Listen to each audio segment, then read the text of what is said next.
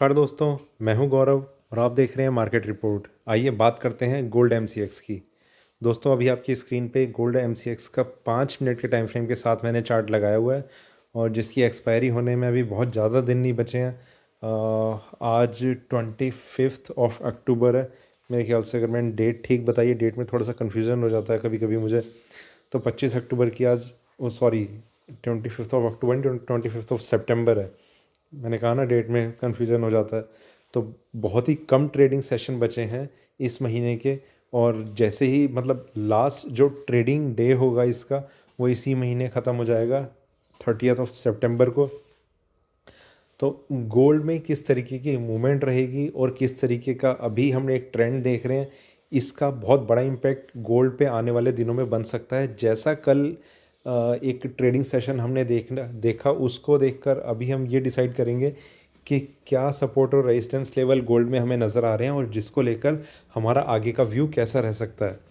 यहाँ पर देखिए, आइए दोस्तों शुरू करते हैं। देखिए 5 मिनट के टाइम फ्रेम पे एक बहुत छोटी सी, बहुत मेजर नहीं है, गैप डाउन ओपनिंग इसने दिखाई थी। वो छोटी सी इसलिए लग रही है वैसे क्योंकि इसका लास्ट ट्रेड प्राइस बहुत ज़्यादा नीचे था। एकदम से एक सेल कर दिया होगा, इसने बल्क सेलिंग हुई होगी।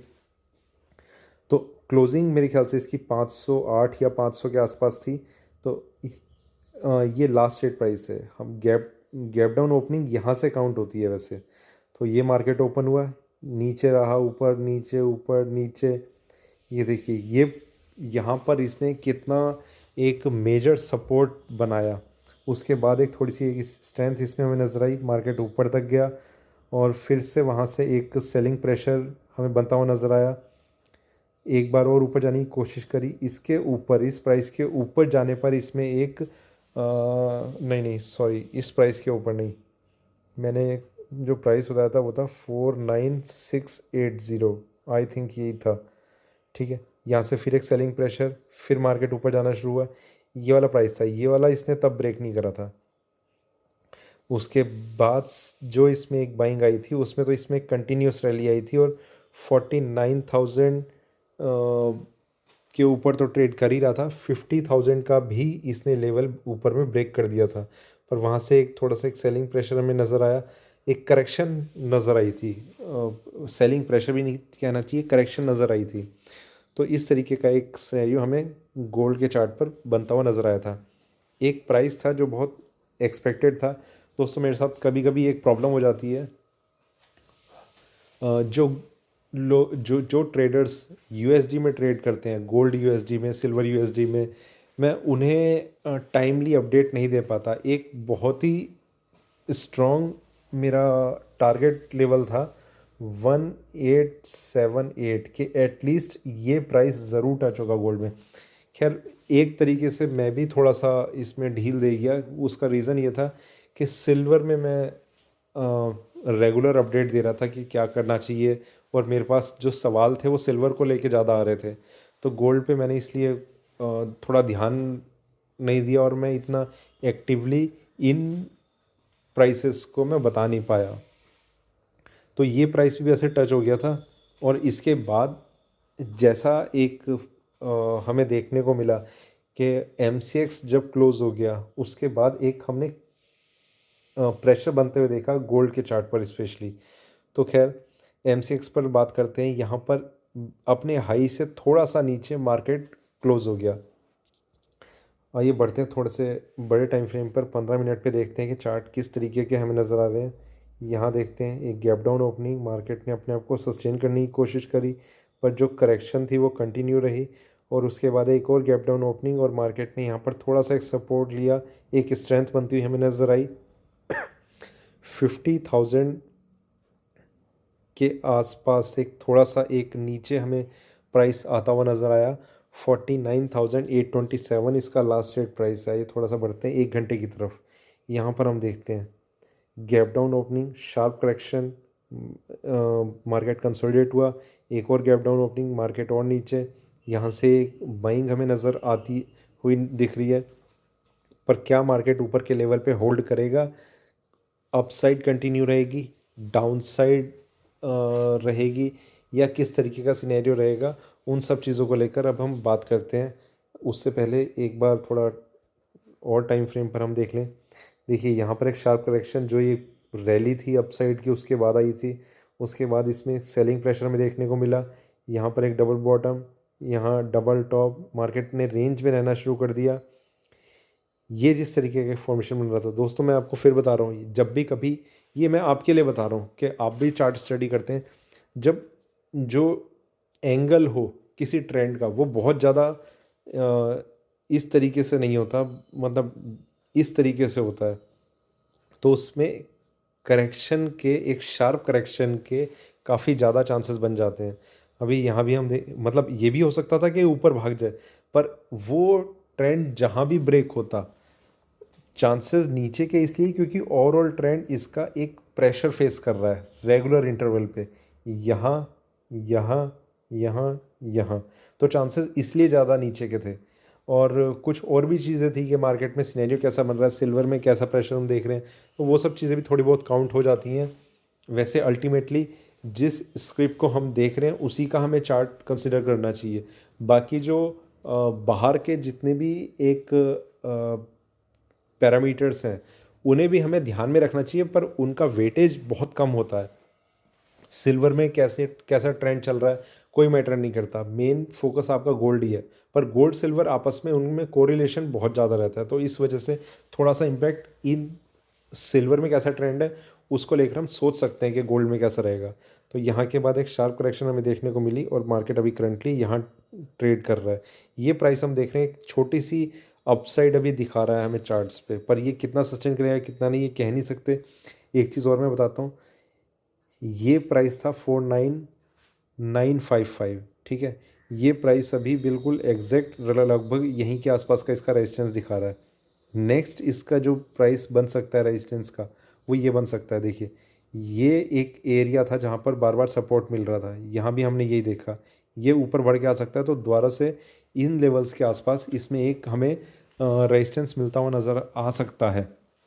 दोस्तों ये ना बड़ी कन्फ्यूजन वाली बात होती है कि रेजिस्टेंस मिल सकता है तो करना क्या चाहिए।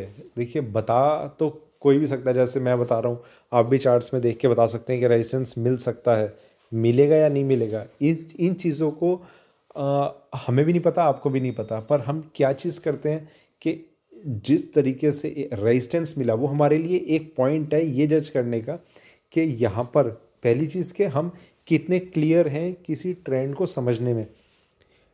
एक चार्ट है जो ऊपर की तरफ बढ़ रहा है, वहाँ पर उसे रेजिस्टेंस मिला, उसके बाद टर्न नीचे की साइड आता है या ऊपर की साइड जाता है, इन दोनों चीज़ों को हमें देखना होता है और उसके बाद हमारा ये डिसीज़न बनता है कि अब हमें क्या करना चाहिए, मार्केट में एंट्री लेनी चाहिए या और वेट करना चाहिए या फिर एक और ब्रेकआउट का वेट करना चाहिए, उसके सस्टेन करने का वेट करना चाहिए।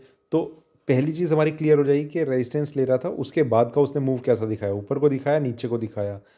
देखिए मार्केट में किसी चीज़ के प्राइस को बढ़ने या घटने में आप कुछ नहीं कर सकते, मैं कुछ नहीं कर सकता, पर जैसा भी उसमें ट्रेंड बनता रहेगा उसी को देखकर हम ये डिसाइड करते हैं कि हमें क्या डिसीजन लेना चाहिए। तो अभी देखते हैं आगे कि यहाँ पर मार्केट सस्टेन करेगा या नहीं करेगा। डेली चार्ट्स पे एक नज़र मार लेते हैं। यहाँ पर मैंने आपको बताया था कि ये एक जिस तरीके की एक कैंडल क्रिएट हो रही है ये बहुत ही स्ट्रॉन्ग साइन है इसके।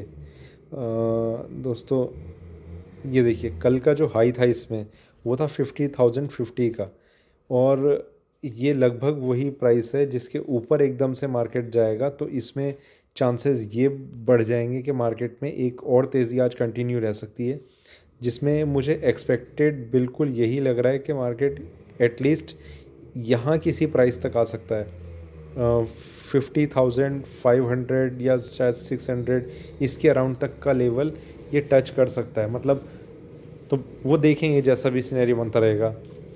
तो आगे बढ़ने से पहले हम यहाँ पर अब बात करते हैं लेवल्स की।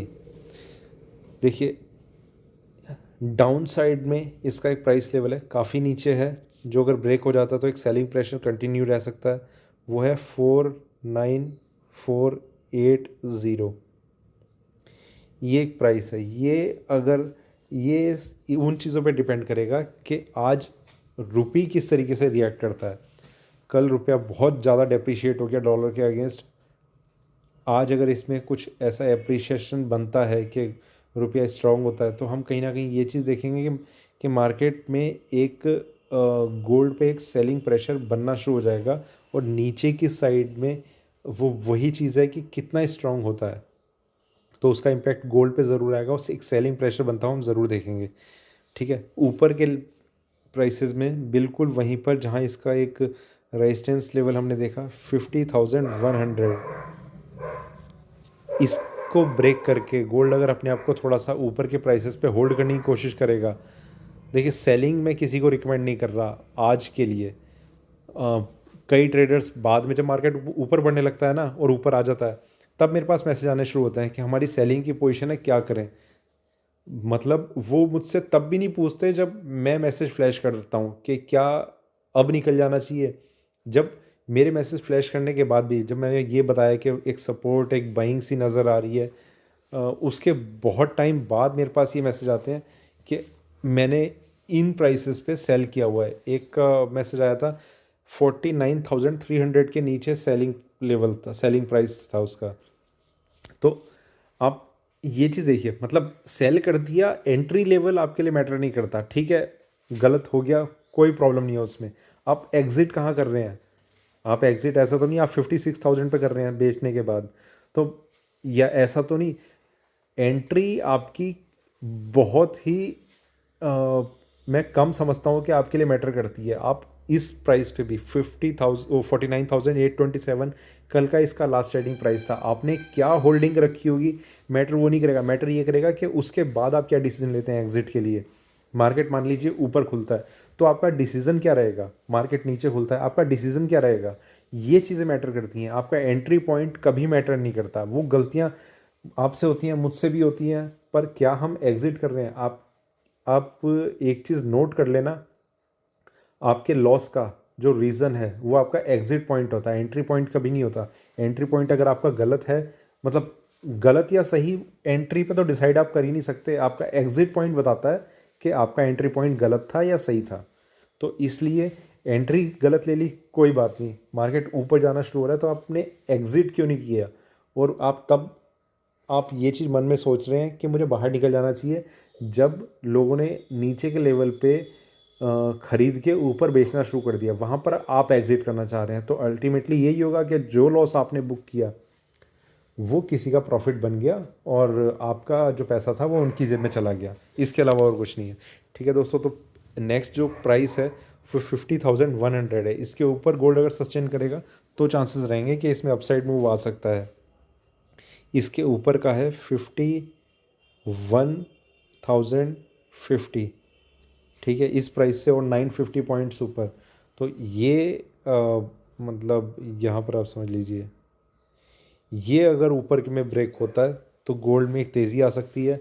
54,000 तक के भी लेवल शायद फिर मार्केट दिखाने की कोशिश करे, तो ये लेवल ब्रेक होगा या नहीं होगा उसकी बात तभी करेंगे जब यहाँ तक मार्केट पहुँचेगा।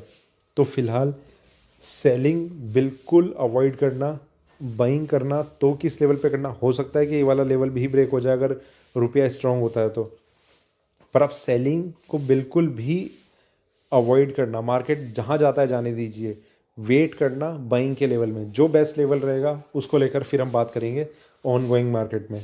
तो ये दोस्तों, ये था मेरा गोल्ड MCX पे अभी का वीडियो अच्छा लगे तो लाइक करें, शेयर करें, बने रहें मेरे साथ, देखते रहिए मार्केट रिपोर्ट। धन्यवाद।